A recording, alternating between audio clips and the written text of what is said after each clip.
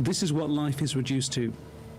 A coffin made of cheap plywood being dropped onto the dockside at Palermo. It happens so often these days it's almost regarded as normal.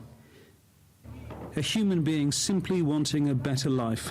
Forgotten, the lid to a box nailed down and put in the back of a truck. 6 more coffins, 7 in total, arrived while we were there. The rest of the people were being screened and given the medical help many sorely needed. Our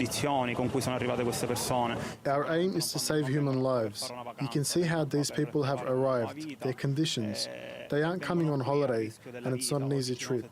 Today we had 7 dead. Several women are pregnant, and a lot of people were ill because of the tough travel they have endured. We are trying to give them medical assistance as quickly as possible. We save human lives, whoever they are. And it's Italy that's having to cope. They're expected to take in 200,000 refugees this year. No matter how perilous the crossing, they keep coming and they keep dying. Many, let's not forget, are children. The ones that are here today are from sub-Saharan Africa. We understand there are Bangladeshis, there are Pakistanis, there are Libyans.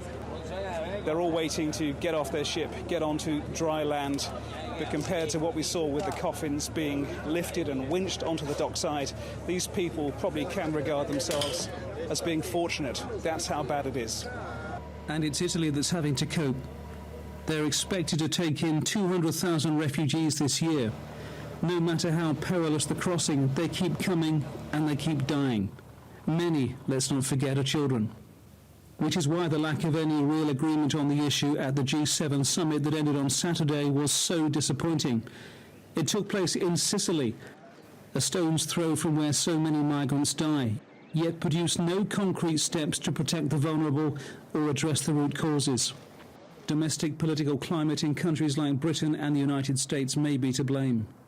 Unless the international community acts collectively, scenes of misery that are becoming the norm, of people dying at sea simply because they want a life many of us take for granted, will not change.